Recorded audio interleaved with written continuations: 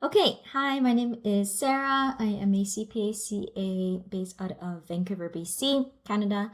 And so this recording, this is actually number 2, is striving to, I guess, walk through a simulation of an individual here in Canada, person J as our example for personal income tax purposes. So in part 1 of this recording, I did record the manual calculation, so just the background. If you're at all curious about that, the background, net income for tax purposes, taxable income, tax payable, tax credits, then you can check out that recording. I did promise, if things go well, that I would try to do a part 2, which is to go through that same simulation, that same case, which is our person J over here, and actually using software to go through the motions and effectively calculate that same number. So we'll see if that works out well. I will be using WealthSimple for this simulation. I think WealthSimple does do a good job at assisting, just average individuals who don't have much financial background, who haven't taken, right, lots and lots of courses to actually, fulfill their tax obligations. So I do think it's a pretty good program. So if I can make my way there. So here, again, this is a pay per use. So they'd have different platforms. The one I'm using here is just their free version. And so with our person J, if I am able to go back and forth, I don't know if that would cause headache here. We're going to populate this information. So with any program, be it WealthSimple, UFILE, Taxpayer, whatever program that you can purchase off the counter, off the shelf, just making sure, again, you spend time carefully to populate all your information as accurately as possible, because a lot of these programs are quite smart. They're using this information to then prompt you.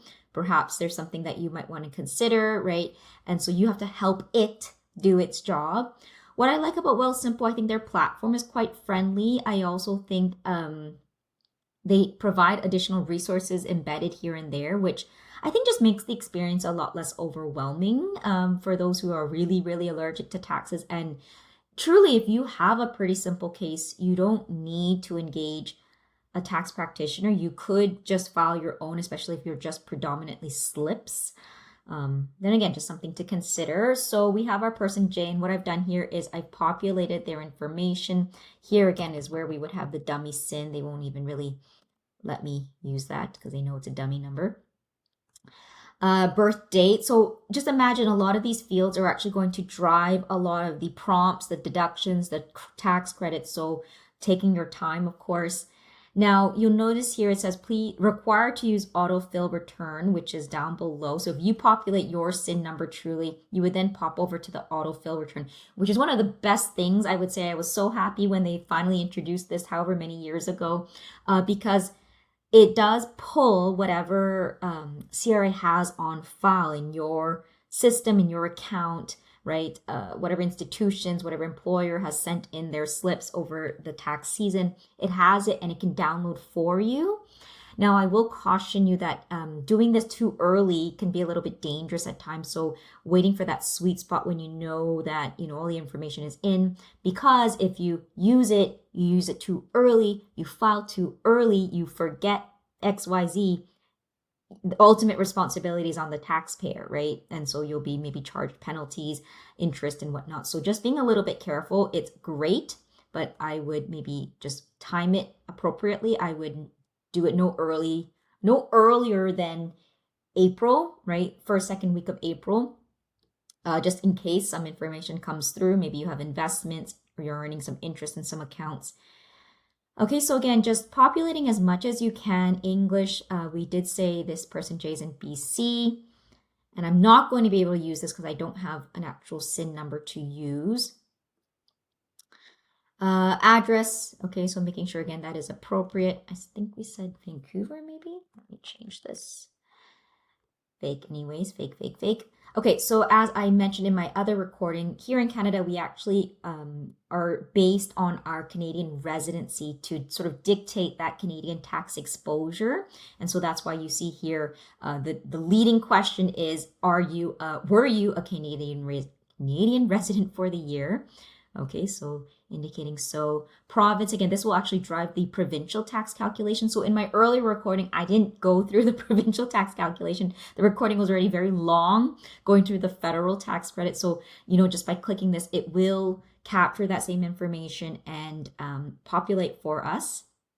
And so again, just reading carefully, and if you're ever not sure, then maybe again, as they have extra resources, making use of it, maybe they actually you've paid for a higher level, maybe they actually provide assistance, I'm not sure. Or maybe if you're really truly struggling, then engaging a practitioner at that point to assist you. Okay, so our individual, I believe, was single, no mention of a change. Yes, there was a dependent. We'll say no to shared custody. Okay, so our person J, just updating that accordingly. Are you filing for the first time? No. Are you a Canadian citizen? So notice this is after the main question, right? So really it's not driven by citizenship, it's driven by the residential status of the individual. Okay, so again, just populating. As we know, we had a very simple case with our person J. I could actually spend time in each and every single line just giving a little bit of background as to the implication of saying yes or no here, but I have to be mindful of the time. I tend to ramble and rant, so I don't know, maybe if I get enough questions one day I'll do a recording, but it's very difficult for me to do recording, so probably not. This one I got a lot of requests over the years, so I am doing this one.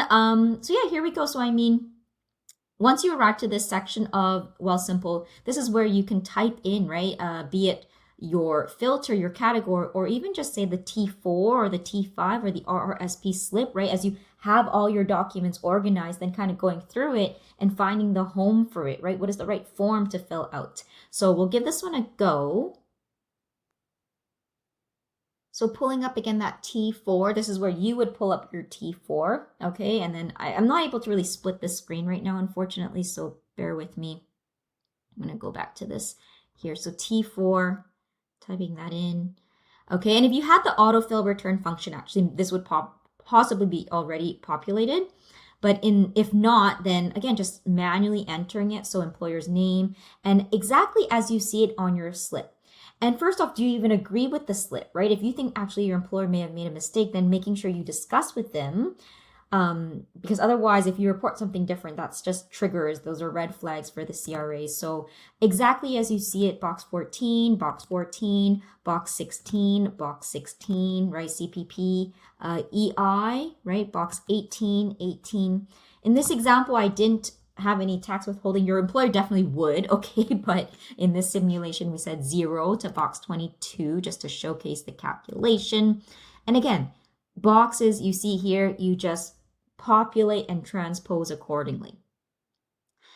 All right, so with our individual here, sorry if I just skipped through this so quickly, I forgot part 1 and then part 2.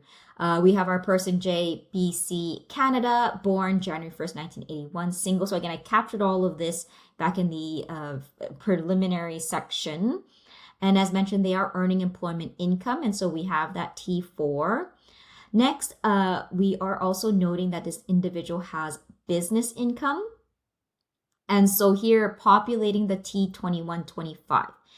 So I feel like I'm repeating myself a lot, but this is a separate recording that I'm making. So as an individual, if you're not incorporating the business, you have a self-employed sole proprietorship business, you must actually file your business information alongside your personal tax return, your T1, because there's no legal separation between you and that business.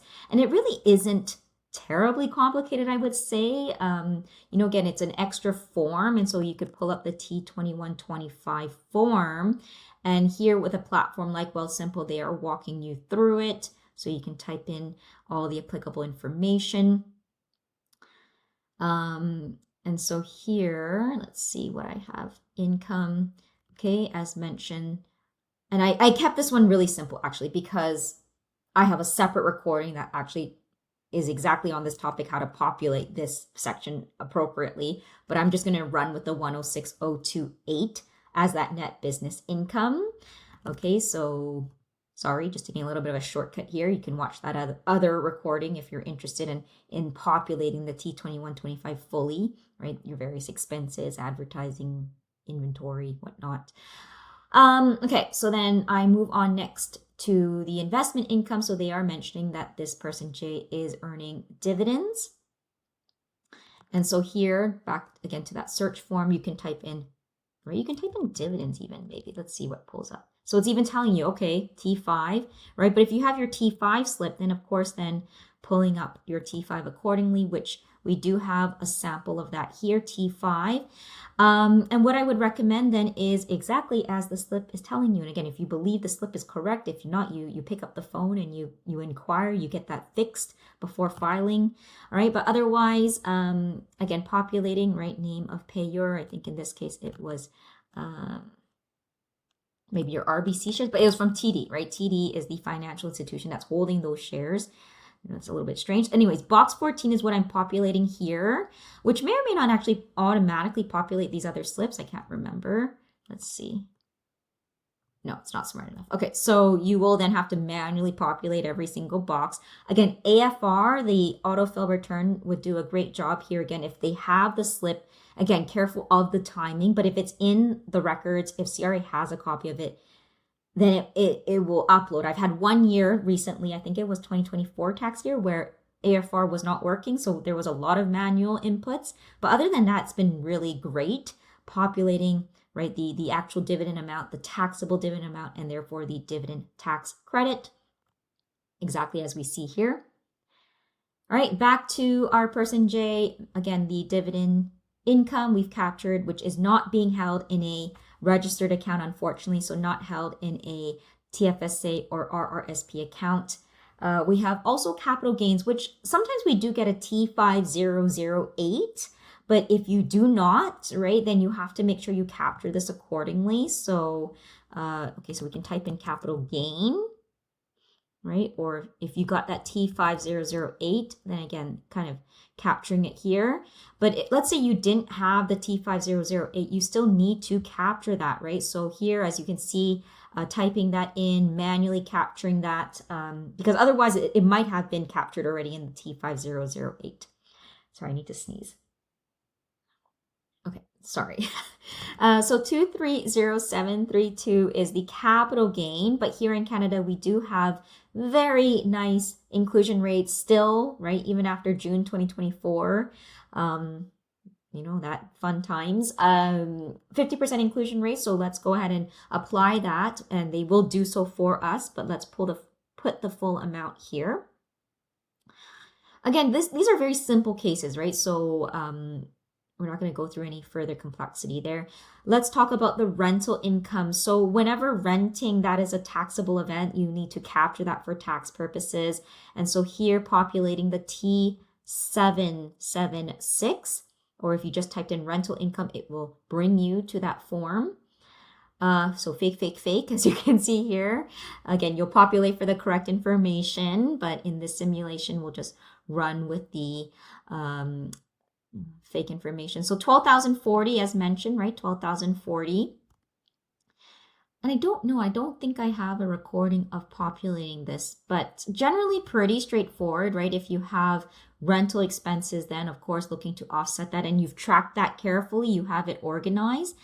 And then capturing that. If you're sharing the property, then making sure you communicate that here so that it can split for you. If you have any assets, again, just my last experience with WealthSimple, they didn't do a great job with CC, I don't think. So that would be maybe a case where if you have substantial assets, you might then need more help, because I don't think from my last simulation, CCA was very well done on this platform. But again, they might have since improved. Okay, so I think I have that. And then last but not least, the paragraph, we have a dependent. So how you want to maybe capture that, right? Dependent. There you go. So again, word choice, Canadian American version. All right, so let's just use a simulation again, an example. Again, if you have their SIN, you populate accordingly. And we did mention they had interest income, so we've populated that. We also made a note that there is a eligibility for the disability tax credit. So we want to say yes. Again, these yes or no boxes are very, very important. Don't just scan through it. This will trigger a lot of the, again, the AI behind the scenes helping you calculate or prompt you. Is your son an eligible dependent? And it looks like they even try to give you resources, right? Because this is actually a pretty complicated topic, right? My students always struggle with this here. So using these resources, right, and making sure you can understand that definition. Otherwise, what do I see here? Eligible dependent. There's no mention of childcare expenses. So here. Okay, so yes, I mean, that's built into the eligible dependent. We said yes, yes.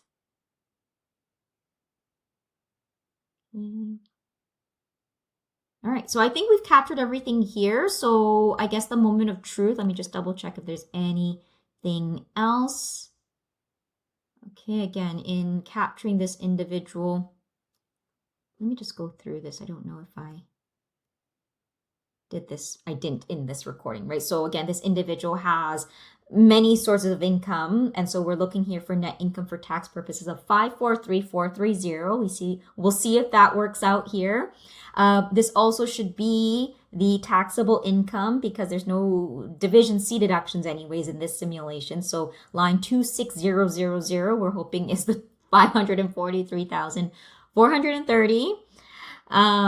That's what we're expecting anyways. And in terms of the preliminary taxes, I did go through this in the other recording. Again, just the tax brackets, the federal portion, but the number I am expecting to see, and it is using the 14.5% rate. It better be the 154,105 on a federal level. Okay, so these are all the numbers I'm hoping to see, and then we'll, again, just pull it up. I'm going to go through it, okay, and we're hoping that it all lines up, the manual calculations and the software. Okay, so I did do a quick check and everything worked out very well, so I'm very happy because otherwise, I tend to show my frustration very easily on my face. It worked out, but just going through this example again, as you're going through it, over on the left, actually, it's going to show you kind of that running total, that running balance. Just seeing what else is interesting, right? They're even saying, hey, you can book a call, right, if you're actually struggling. And what did I see here actually? Audit support, get support. So this seems like it's actually audit insurance, which actually is not a terrible idea, I would say nowadays, because if you've been reading the federal budget, sorry, this is where I rant a little bit. The government has communicated their intentions to triple tax penalties and interest, right? So they are anticipating imposing more penalties and interest on taxpayers, which actually has been very felt, I would say personally, in practice. Just the amount of reviews and requests, it's getting a little ridiculous in terms of what they're asking for to the extent of documentation they're requesting. And just the experience has, again, I don't want to get in trouble here, but that's just my personal experience on behalf of clients. I really feel for them. They're not overly complicated, right? Nobody's trying to commit tax evasion, tax avoidance yet. The burden is definitely felt. And so by subscribing to audit insurance actually is not a terrible idea, because depending on your practitioner, and I don't know what WealthSimple offers here, but the extra hours required of a practitioner to then defend you, to file the notice of objection, can become very substantial. And so then having that little bit of insurance might offset, right, might actually cover that additional unexpected cost. Again, depending on your detection risk, there's many considerations that go into this, but ultimately your choice. Okay, so we have our person J, and so I am scrolling down at the bottom. What I'm expecting to see, and again, in the earlier recording, okay, in the earlier recording, I did show, let's find that here, the following. So line 26000 being 543430, preliminary taxes on a federal level at the 14.5% bracket, which is what was truly passed into law, late, but it did, at 154,105. Tax credits to offset this number at about 16,968, and therefore the net federal 137,137. That's my estimate. Again, doing the manual calculation first. So here we go. Let's see. First off, I am just double checking. And this is where you can double check as well, right? I earned this. Is this what I'm seeing in the summary? If not, then look into it, right? And if you're curious again where this number came from, the 62269, that's the taxable amount, not the actual cash amount. Okay, so there should be no surprises here. And if you're ever curious, right, and you are working with a tax practitioner, these are the questions that you need to ask. What is this line? Where did it come from? Why am I paying taxes on it? Okay, what am I expecting? The 26000, 543,429, 543,430. Yeah, so rounded, I mean, yes. Okay, and then the tax credits we mentioned, again, this has done it all for us. They present it a little bit differently. That's fine.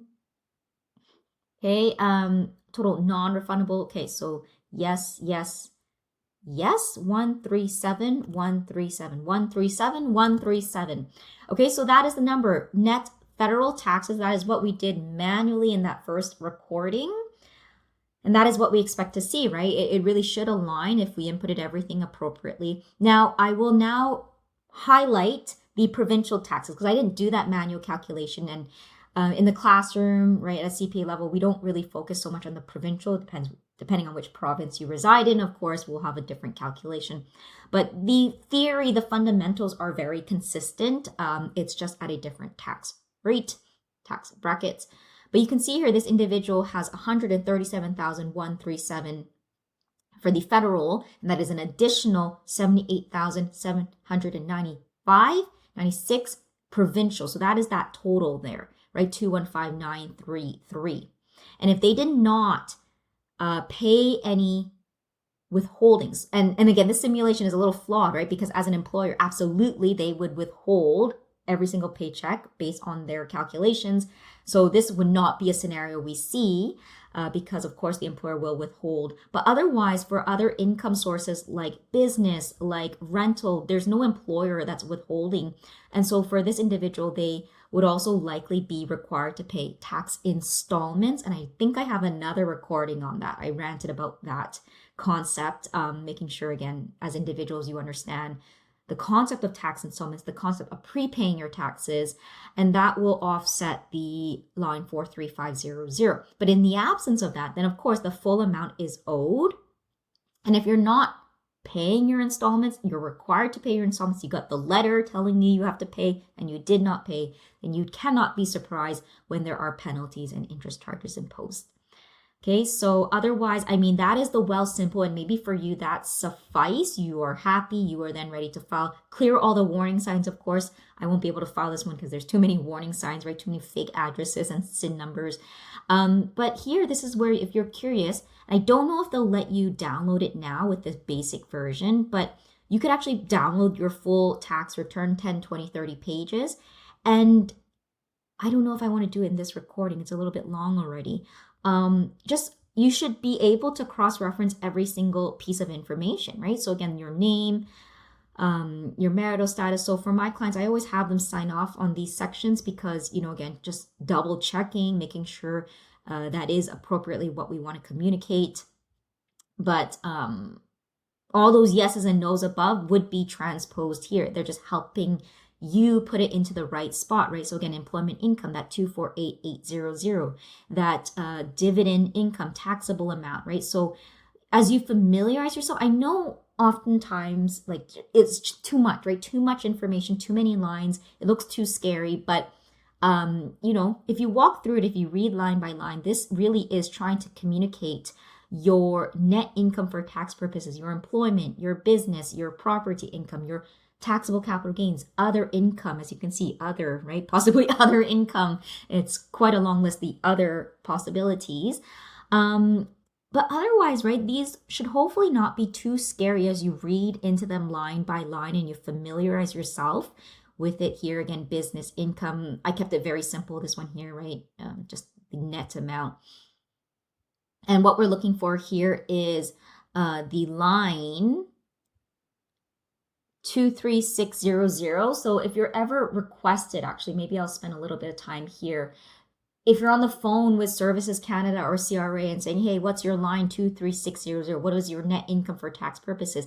Then just scanning through, right? Your pages, I know it's very scary, especially, and I felt that feeling, especially when I was starting out in public practice. I'm very scared on the phone with CRA. They're, asking for this, and I'm trying to figure out what page it's on. Well, typically around page 23 should be where you find your line 23600. You just then relay that so they can authenticate you.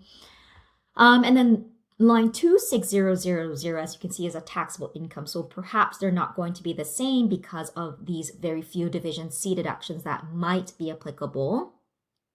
Here you can see they've calculated for us the marginal preliminary taxes, that 154,105 I mentioned earlier. There you go. Tax credits, again, as you scan through this, as you look at it year over year, and you might only look at it once a year, so that's why it's so overwhelming. But just saying, hey, maybe I have access to this one. Why didn't my practitioner, bring this one up? Am I eligible for it? So this would be, again, a nice list here. Right, we're at part B now, where we're looking for tax credits. These are the base amounts, so don't get too excited. We're not offsetting, 14,000 against the 154, right? It is a tax credit, so it's a base, and then we're applying that tax rate to it, which you can see here, 14.5%, historically 15%. So anyway, again, at this point, they're taking that 105, they're offsetting it with the available tax credits. Here again, we see that 137,137. I rounded it, sorry. And then here you can see they've bundled that provincial in one line. I do know, they will have other schedules that break out very similar with their own calculation to bring you to 78,795. But at the very minimum, being able to review these few pages and just make sure, again, as you sign your name here, right, and you see the same 215, this is what you're reporting. This is what you're signing your name to. Otherwise, again, schedules. T2125, right, that's actually the business, which I didn't really populate here in this example, but this is where you would have your revenue, and then you can look to actually, as you stay organized, looking to offset that with available business expenses. You have here a list that you can track on a piece of paper, on an Excel spreadsheet, on whatever software you want to pay for, right? These are common business expenses that you can track and then communicate accordingly. It should all show up here, T2125. T776, as I mentioned, that's your, again, these are just additional forms that are part of that T1. So again, this, as you read through it line by line, right? Okay, your rental revenue, and then again, all these expenses that you'll offset. Again, careful, right? If you're 50-50 with someone, or maybe you're actually using this property for Airbnb, VRBO, short-term rental, there's some complexities there. But overall, I think, again, WealthSimple, these UFILE, tax file, whatever UFILE, WealthSimple that you can buy off the shelf do a pretty decent job. Schedule 3, speaking to those capital gains. Here, there you go, your BC, right? If you're curious where that 78,000 or so came from, that is this schedule here, depending on your province. So again, very simple example. We don't have too many additional schedules, but I would want to download this. I don't know if it will let us download because we're on that basic version. Once upon a time they did, but I feel like that feature is now removed. And then once you're ready, again, you can't submit this one here because they're going to say you need to review and fix a lot of things. But that's it. Okay, so again, I know I tend to ramble a lot, but this is already me holding back.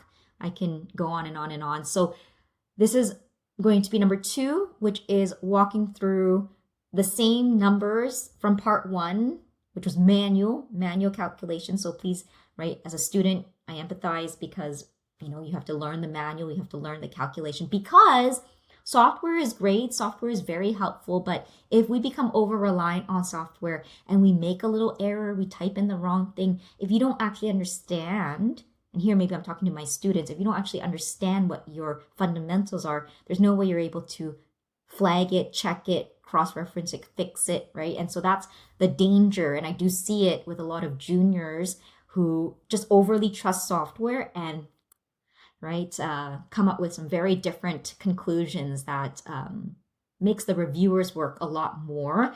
As for a taxpayer, if you're filing your own taxes, then again, just understanding a little bit more how these numbers come up, being able to maybe flag, right, what isn't quite making sense to you. This looks egregiously offensive, or this looks egregiously off. Then maybe you made a mistake and therefore you can just double check. Or that's when, as a big sign, you need to engage someone, right? You trust this tax practitioner. You will review their work as well, right? So you review, right?